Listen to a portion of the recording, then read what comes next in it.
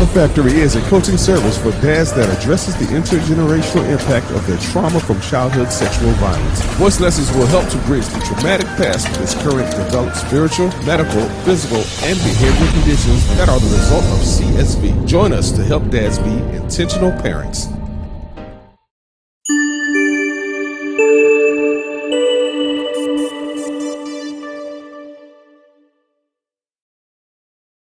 Today's guest is a licensed clinical social worker, a certified hypnotherapist, and the author of The Insightful Parent, Helping Parents Heal So Kids Don't Have to Hurt. She is the host of Your Insightful Life podcast, and she's a qualified supervisor for registered social work interns in the state of Florida.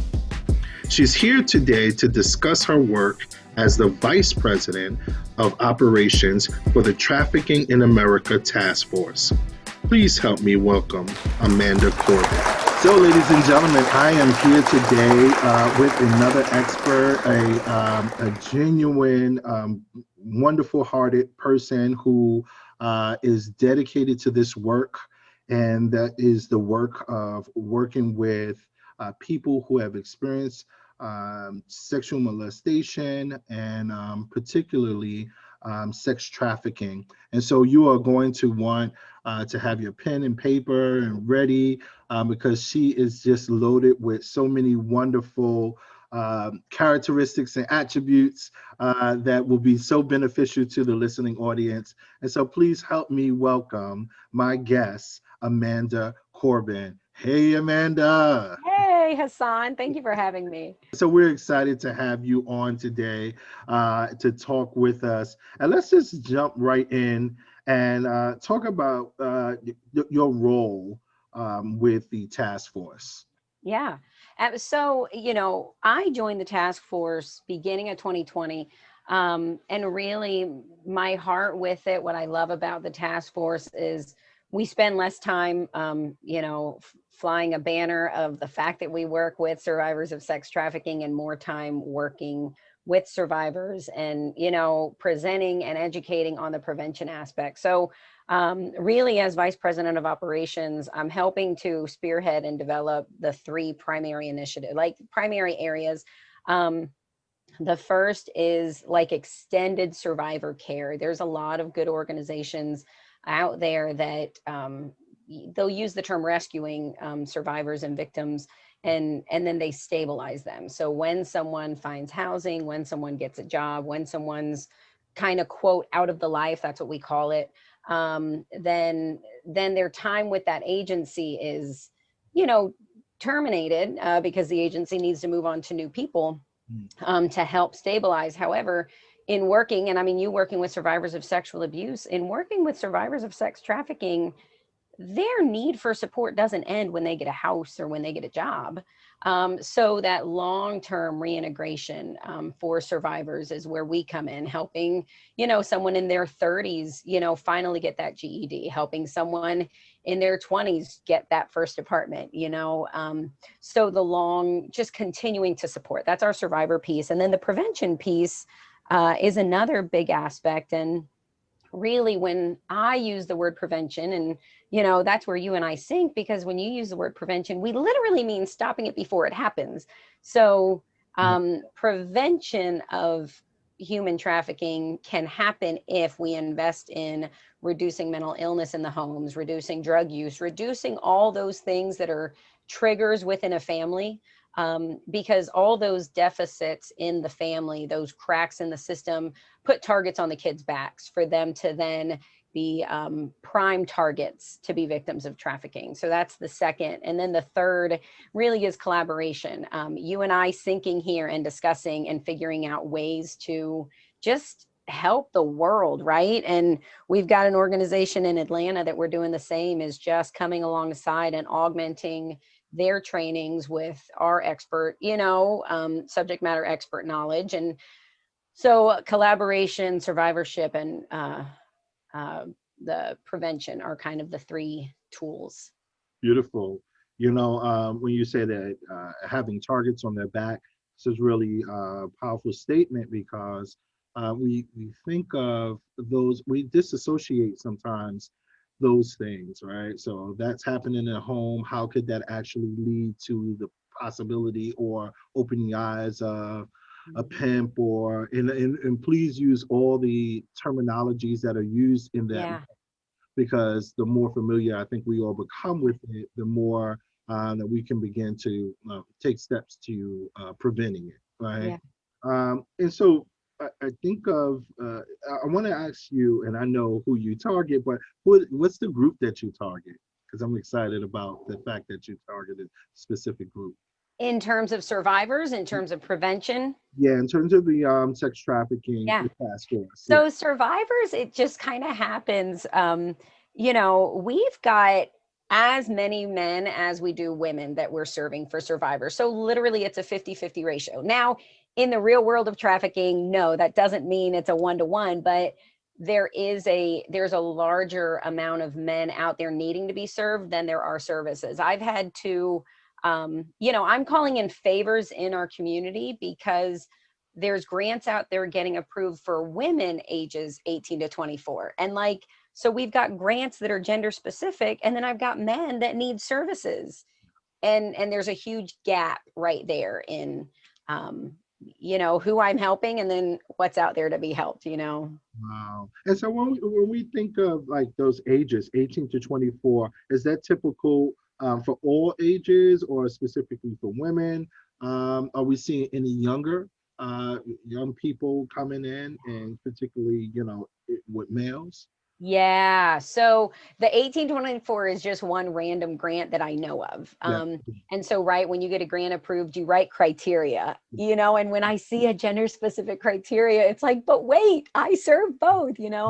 Um, as far as kind of what I feel like you're asking of like how young and where's the primary, a lot of kids, if you just think of how tough adolescence is, I feel like just the sheer aspect of being a teenager puts a target on your back, Mm, even in the best of homes. And so, 2016, and I know you'll eventually, you'll read it in my bio, right? In 2016, I did open the first sex trafficking home in the nation for sex trafficked boys initially, but we expanded the word boys because it was biologically born males, regardless of where they identified on the gender spectrum.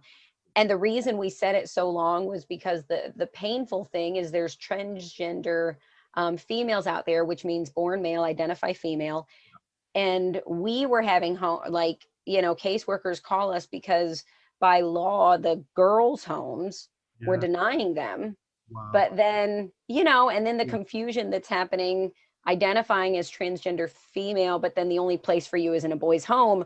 But we felt like that was at least the lesser of two evils to give them somewhere to go, Yeah. you Yeah. know? Wow. And yeah, it gets so complicated as you begin to step into those arenas and try to Yeah. figure out. And I think that the bigger problem is that we're missing that aid is needed. Yep. It's Yeah. kind of bouncing people around and young people around, um, kind of fussing over these names and titles as opposed to getting to the work and the help Yeah. that's needed for them. Yeah. Wow. If you could give a definition of sex trafficking for our audience to just really think about, like, it probably help broaden our understanding. And I'll say that just to say, we've seen video. I've lived in the Bronx for many years. I'm born in Brooklyn, but we've seen more recently video of people snatching young women off the streets, and whether it's a hoax or not, we understand that young people are being missing all the time. What would we say is sex trafficking? So when it comes to, and I'll give you the federal definition for sex trafficking, Mhm. basically for 18 and older. And that's when an individual through force, fraud, or coercion engages in commercial sex acts. So, that would be, leveraging. So when we talk about labor trafficking, leveraging immigration papers, leveraging that and basically holding someone hostage. So they perform these labor tasks in hopes to get that paperwork. And when it comes to sex trafficking, um, when we say force, fraud, or coercion, it's usually mind manipulation versus, and Liam Neeson, thank God, he came back and he apologized years later after making the movie Taken, because he's like, yeah, we know that's not really how it happens most of the time. It's not chains and stuff. It's more the psychological warfare and Wow. trauma and binding. There's record, of pimps after they've been incarcerated have, they've said, who needs cages and chains when you can control the mind? Wow. Um, yeah, it's kind of gross. So sex trafficking is really that power and control and use of a sex act for somebody else to financially gain. When it's commercial sex trafficking, usually there's a third party, so a pimp, a victim, and then a buyer. I hate using the word Johns because that almost gives them an identity. They're rapists or Yeah. buyers or, predators. Yeah. And so that's a third party. When you're dealing with minors, there's not always a third party. Sometimes, like when I was dealing with the male group home, I'd say 50% of the youth engaged in survival sex, which would be when they're on the streets and you exchange a sex act for meeting a basic need. And that basic need might be a place to sleep. It might be food. If you have a chronic drug addiction, drugs are a need until you're in recovery. So survival sex, there seldom was a third party. The victim was the recipient of the item of value. But anytime there's a sex act in exchange for something of value, for minors, there doesn't have to be force, fraud, or coercion. So by that basic definition, that's sex trafficking, which then working in child sex abuse, we see how many of the cases of sex abuse there was leverage of, well, if I didn't do that, my stepdad would have kicked me out, or wait, but so something was leveraged, right? Yeah. Wow. Yeah. Wow. This is that's really powerful because the whole idea of coercion, as opposed to by physical force, because coercion is mental force, Yep. right? But this physical force, you really think that that's where it is, right? Like, wow, Hmm. someone snatches them off the streets, but in a lot of ways, they're grooming, right? And they're Yep. grooming the community, they're grooming that particular child, and maybe even their parents as well, to get that child, that minor, to believe that this is the direction that they need to go Yeah. into. And then, I can imagine that the impact of going through a life like that is severe for some of the, or all of the those that have experienced this trafficking. Would you talk a little bit about the experience that you have seen uh, in terms of it being an impact after having experienced sex trafficking, being sex trafficked? Yeah. So, yeah, for all the survivors that I've worked with, and, some have, there's this notion of being, quote, out of the life. And what that means is they're no longer engaging in sex trafficking. Maybe they're no longer connected to their pimp. So now they're trying to begin that life of recovery and healing, and that journey. So, in working with survivors, post trafficking, there is such a loss of sense of self, a very diminished sense of identity, because exactly what you just said with the grooming and with that mind manipulation, they were groomed to a point that they felt in control of their choices. So now, when you feel you're in control of your choices, and then 5 years later you're out of the life and looking back, there's this huge amount of shame and guilt to overcome, because you were manipulated from the inside out, which is it's infuriating, right? Wow. um, so a loss of sense of self because of that. There's a diminished desire, because you don't believe you don't believe you deserve a good job. You don't believe, so there's this bare minimum survival mindset even when you're out of the life. And so helping people get to that point of, you deserve a quality life, you deserve what's best for you. It's a lot of mental anguish. There's long term, a lot of people are manipulated through drugs, and so the recovery system, a lot of depression and anxiety, obviously PTSD, um, if they're still attached through the investigation in a case, then they've got that looming fear of, well, once my case goes to trial, I still have that one last time to tell my story in front of people. And then there's that, there's that burden that happens there. Yeah.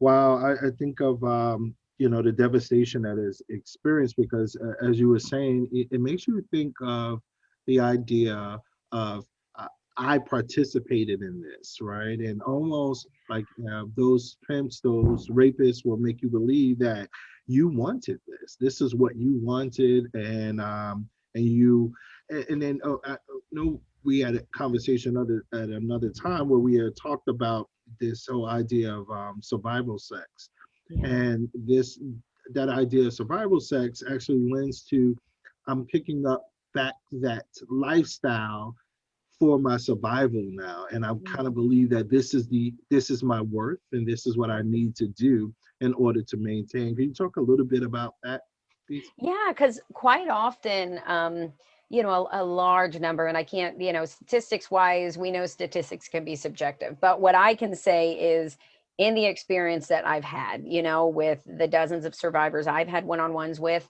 mass majority of them had sexual abuse in their childhood. So when you're manipulated and coerced and groomed as a child and told you're good at this, or that's how love was conveyed, then later on, when you're homeless and you need a place to stay, well, early on, I remember I was told I have value, through a sex act. Well, now I need something of value. So let me pull back that, and so I got distracted saying that, but that's that idea of, survival sex rests right on the back of child sexual abuse, because it's just an easy gateway, right?